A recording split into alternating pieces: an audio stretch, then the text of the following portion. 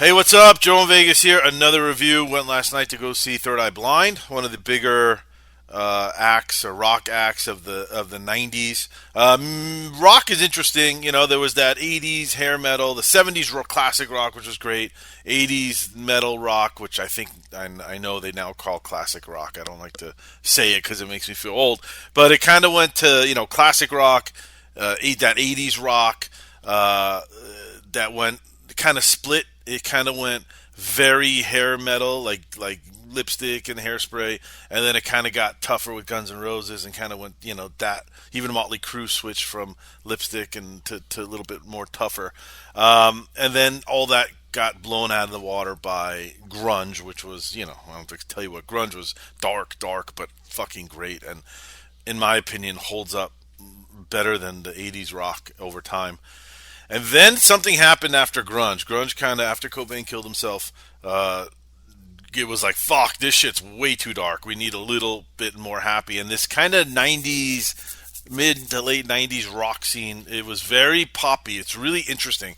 It's the lyrics and the topics are dark. Third Eye Blind sings about drug addiction and suicide, but it's done to like an upbeat dance poppy kind of sound. So it was a really weird thing, but it was, I remember when it came out, like I said, I grew up in that '80s rock world, and I heard it, and it coming out of grunge even. I remember hearing on the radio, and you're like, yeah, this is what we got. This is what we got. It's all right. It's good. It's not fucking Pearl Jam. It's not fucking Guns N' Roses. It's just, it is what it is. But over the last 20 years, I mean, they never stop playing this stuff, and they play it and play it and play it, and it's Third Eye Blind had four massive hits. I think Nickelback had put into that thing. It was a really weird time, but I don't know if it's that. It's probably because music got so shitty, and it just kind of went away, and it's too manufactured, and everything sounds the same, that this stuff kind of holds up. And when you hear it now on the radio, because they never stop playing it in supermarkets and elevators and TV shows, it's always been there. It's never gone away, and it's pretty damn good. And live, it's good, and it's nice to always hear anything rock. So, Third Eye Blind was interesting. I wanted to see them. I've never seen them before. Before I get into their set list, Taking Back Sunday opened up. Don't know a single song of theirs. Not going to pretend to be a fan. Blew me away. They did everything an opening act was supposed to do. An opening act, latches on to a larger act, and they get it's like a showcase. We're going to come out and we're going to show you. You probably never heard of us. Let me show you what we can do. And they did a great job. I thought the lead singer was great. They had great energy. Their music sounded great. It had like a My Chemical Romance, like that genre of like rock, like that emo kind of rock. But I thought they were fantastic. The crowd loved them. They were really into them too. So good job. I just wanted to give a tip of the hat to them for Taking Back Sunday. I don't know. Maybe I'll start looking into their music. But getting into Third Eye Blind. Oh God. So fuck. I was really enjoying myself. I'm gonna start by what pissed me off before.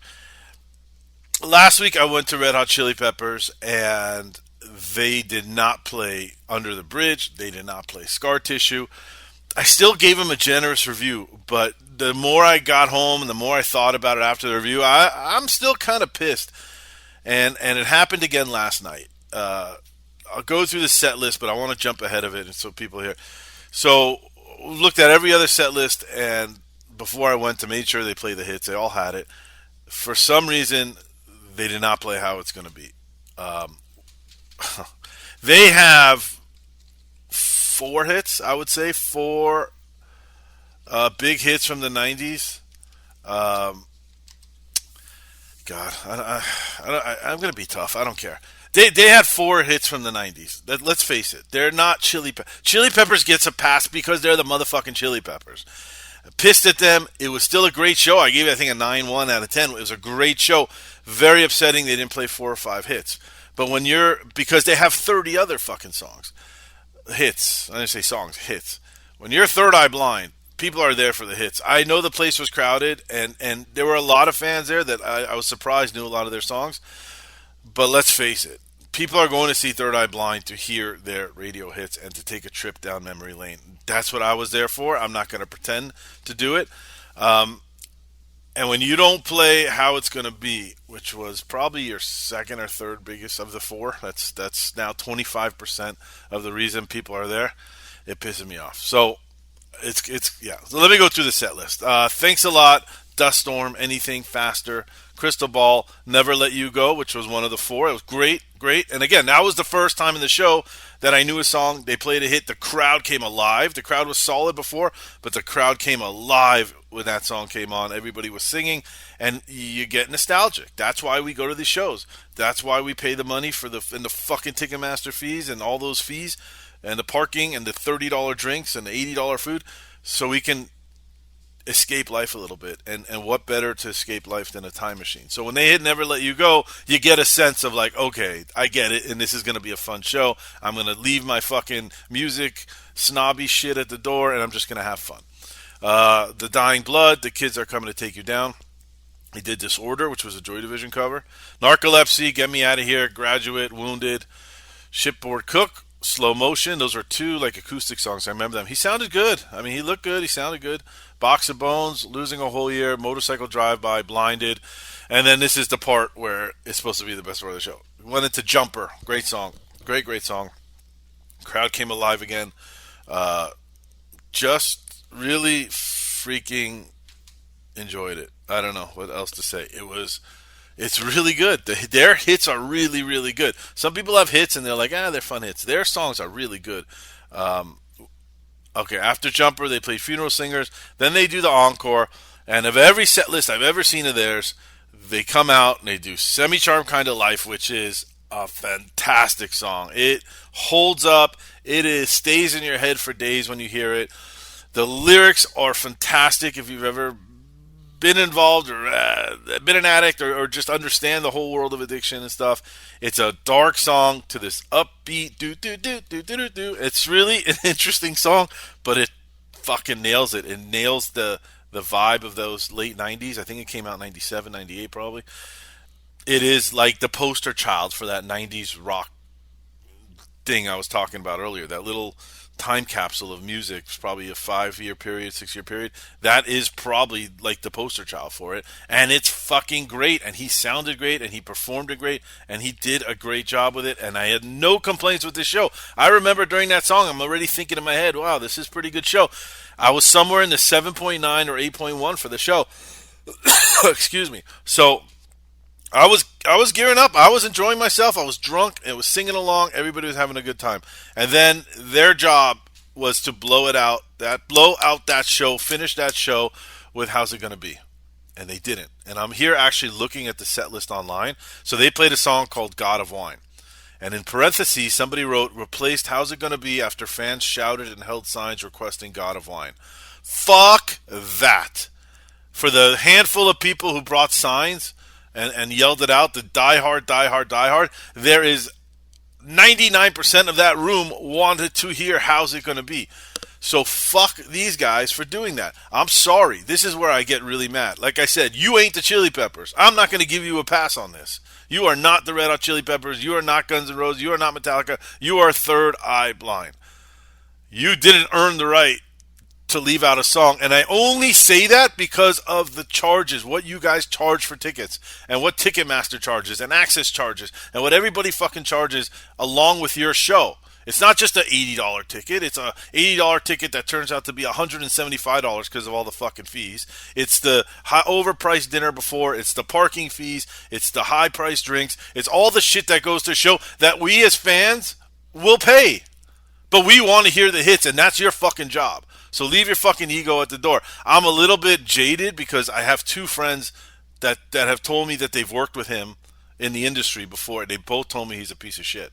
So I kind of had that in my head. I was leaving out of the review. I saw nothing he did the whole night was, asshole worthy until they skipped How's It Gonna Be? So for me, that's a huge fuck you, and it ruined the show because it's not just me. Because you walk out with this crowd of people, and the same thing happened to Chili Peppers. But I'll give it a pass.